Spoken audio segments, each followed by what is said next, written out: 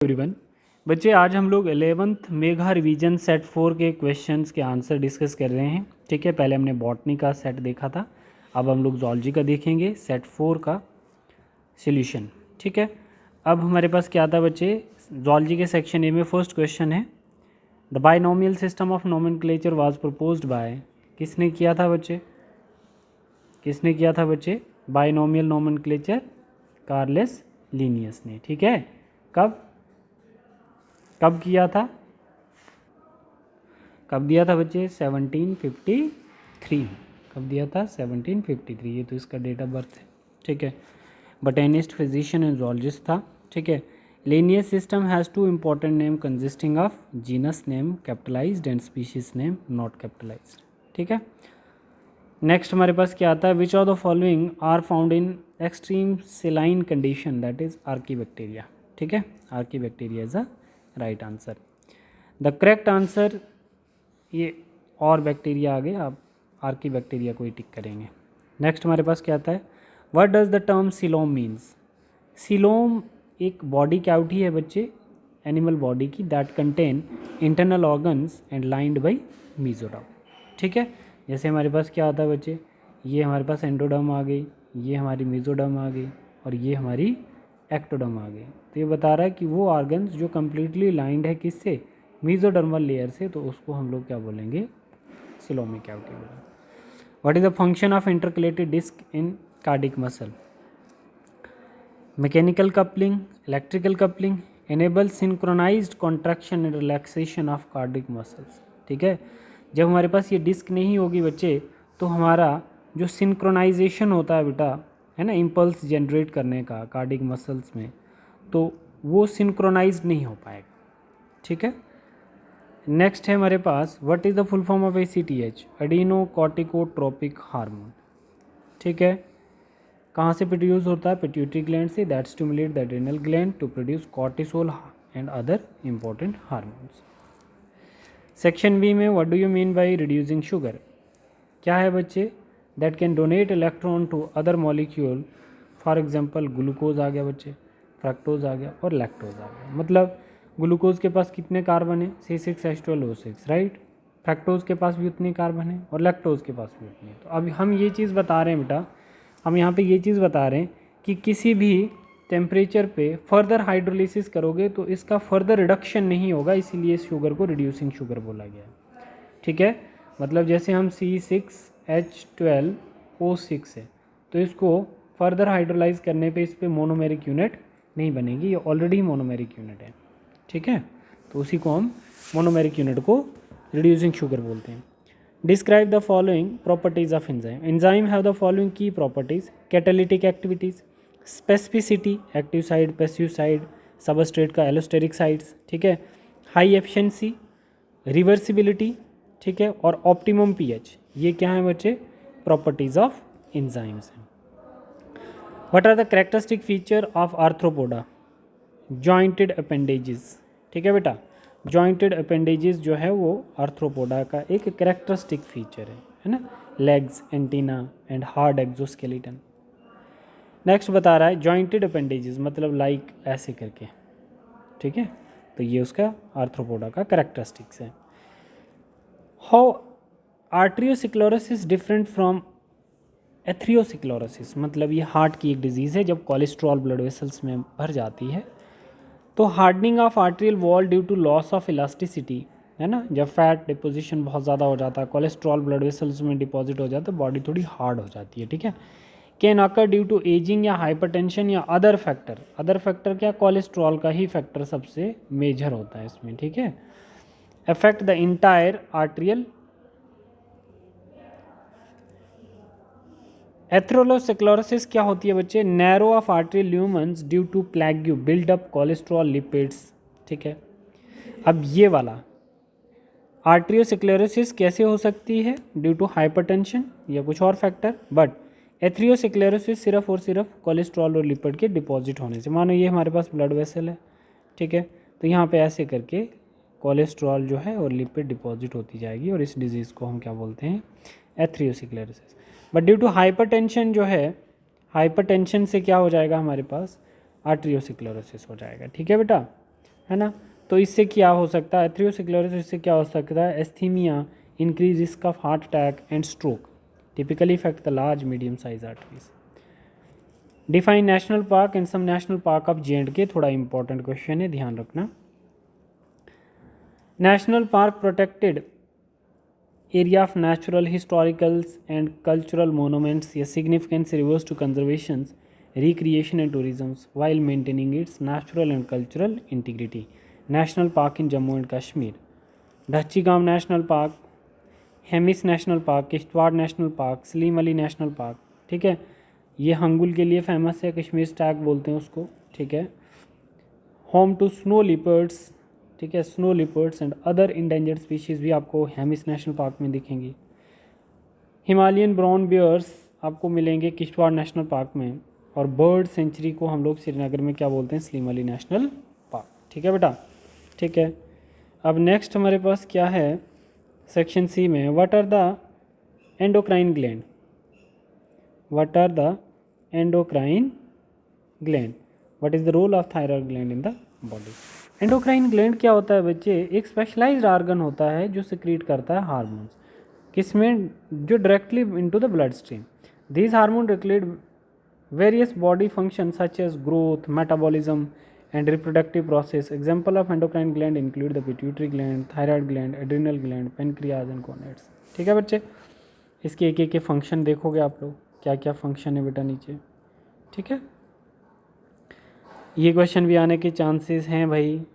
What is binomial nomenclature, what are its rule. Binomial nomenclature जो है बच्चे, two part naming system identify species consisting of genus name and species name, हमने पहले discuss किया था बच्चे। This system was developed by Carolus Linnaeus, ठीक है, 1753 में, ठीक है बच्चे। अब इसकी क्या रूल हैं बच्चे, genus name capitalize and singular, species name lower case and can be singular और plurals. combination, genus and species name are combined with the genus name first. Italications, the entire binomial is called italicized, ऐसे करके लिखेंगे, ऐसे करके आगे के लिए, ठीक है। Uniqueness, each species has unique binomial names. Stability, binomial name remains stable over time unless species is reclassified. Priority, the first published binomial name take priority over later names, ठीक है। एग्जाम्पल है होमो सैपियन, ह्यूमन का नाम, Homo mean genus और species sapien. This system provide a universal and consistent way to identify and communicate about the species. Differentiate between open and close circulatory system, ये point भी आपने याद रखना है बच्चे। ओपन सर्कुलेटरी सिस्टम में कोई कैपिलरीज नहीं होती है, fluid bath organ directly, haemolymphic cavity होती है बच्चे ओपन में, ठीक है। A mixture of blood and intestinal fluids, no distinction between blood and intestinal fluid, समझ आया बच्चे। जो ओपन सर्कुलेटरी सिस्टम होता है उसमें आप इंटरस्टिशियल फ्लूइड है ना, कलरलेस फ्लूइड और ब्लड को डिफ्रेंशिएट नहीं कर सकते। Pressure is low, fluid is pump into a cavity not through blood vessels, ठीक है। Found in insect, arachnids, crustaceans and some mollusc, ठीक है बेटा। इनमें close circulatory, open circulatory system. Close में कैपिलरीज प्रेजेंट होती है, फ्लूइड एक्सचेंज होकर through the wall of capillaries. Blood and interstitial fluid are distinct, high pressure होगा क्योंकि ब्लड पंप कहाँ से करेगा, ब्लड वेसल से करेगा। और ये कहाँ होगा, वर्टिब्रेट्स में, एनालिड्स में एंड सम मोलस्क, ठीक है। तो ये ध्यान रखना। अब ह्यूमंस कहाँ आएंगे बच्चे, क्लोज्ड में आएंगे। ह्यूमन कहाँ आएंगे, close circulatory system. Explain the cell cycle in brief. बच्चे सेल साइकिल के दो इंपॉर्टेंट फेजेज होते हैं जिनको हम क्या बोलते हैं, एक इंटरफेज और एक माइटोटिक फेज। इंटरफेज आप जानते हैं बच्चे G1S और G2 फेज होता है, और इसकी डिटेल ऐसे करके आप देख सकते हैं बेटा। माइटोटिक फेज में बच्चे क्या आता है, प्रोफेज, मेटाफेज, एनाफेज, टेलोफेज, और थर्ड पॉइंट आता है साइटोकाइनेसिस, जिसमें साइटोप्लाज्म स्प्लिट कर जाता है दो डॉटर सेल में, ठीक है। तो इवेंट आप सेल साइकिल के बेसिकली 1, 2 एंड 3 याद रखें। रेगुलेशन कैसे होती है, रेगुलेशन सेल साइकिल की, इसमें एक चेक पॉइंट होता है जिसमें mechanism that ensure the cell cycle proceed correctly, ठीक है। सेल साइकिल में एक चेक पॉइंट होता है, अब वो G1 है, G2 है, कौन सा है बच्चे देखना है आपने, ठीक है। और वहाँ पर क्या होगा कि कोई ख़राब प्रोटीन्स आगे पास ऑन ना हो जाए, ठीक है। साइक्लिन डिपेंडेंट काइनेस ये एक एंजाइम है that derive the cell cycle forward, जो सेल साइकिल को आगे कंटिन्यू करवाता है, उसको हम साइक्लिन डिपेंडेंट काइनेस प्रोटीन बोलते हैं। Cyclin protein that bind to CDK dependent kinase, मतलब cyclin dependent kinase and regulate their activities. The cell cycle is highly regulated process that ensure the proper growth, replication and cell divisions. Clear है बच्चे। Next question आता है draw neat and clean diagram of digestive system. बच्चे आप लोग समझ सकते हैं किसका, फ्रॉग का डाइजेस्टिव सिस्टम करना है और बहुत बार आपको करवाया भी गया है, तो आप इस पर बहुत अच्छे से फोकस करें।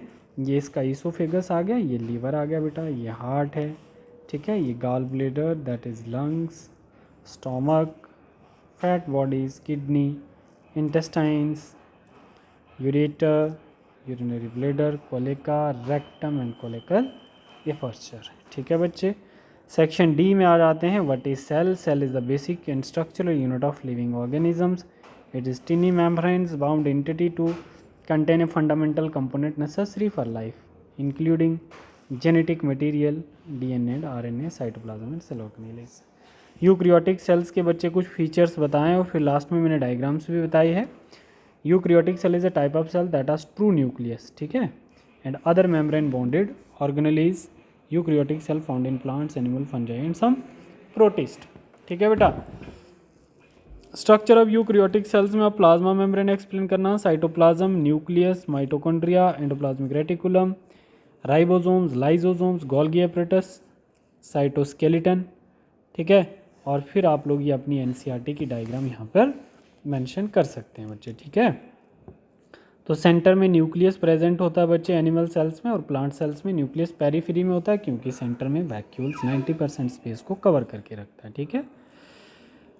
नेक्स्ट क्वेश्चन है बच्चे explain the following process. Polarization of membranes of the nerve fibre important है, depolarization of membrane of the nerve fibre और transmission of nerve impulse across the chemical synapses, ठीक है बच्चे। तो पोलराइजेशन ये इनकी भी डायग्राम जो है वो NCERT से आप ले सकते हैं, NCERT प्रेफरेंस से आपका एक्शन पोटेंशियल वाला क्वेश्चन जहाँ पर हमने किया है। तो पोलराइजेशन क्या होता है, इसको हम रेस्टिंग पोटेंशियल भी बोल सकते हैं, और डीपोलराइजेशन मेम्ब्रेन क्या है बच्चे, जिसको हम एक्शन पोटेंशियल बोलते हैं, ठीक है।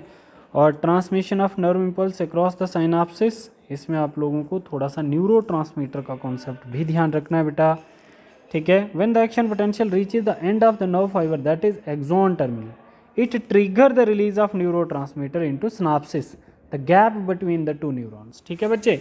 These neurotransmitter bind to receptor on the adjacent neuron generating a new action potential, ठीक है बच्चे। अब इसके की स्टेप्स क्या हैं जो आपको याद रखने हैं बेटा, बहुत इंपॉर्टेंट हैं की स्टेप्स।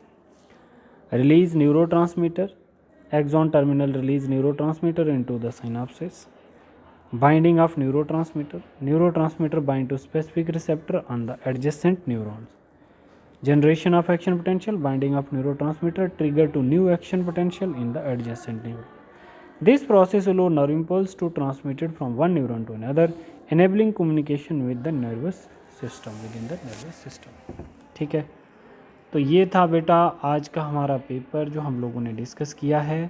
ज़ूलॉजी का ये पेपर मैंने डिस्कस किया, अभी पहले वाली वीडियो में हमने बॉटनी का किया था। तो बहुत अच्छे से आंसर यहाँ से देखें, क्वेश्चन के आंसर कैसे लिखने हैं, जो डायग्राम्स बोली हैं करने के लिए वो भी करेंगे, और बाकी यहाँ से पूरा पेपर के ये क्वेश्चन आप लोग पढ़ सकते हैं। थैंक यू बेटा।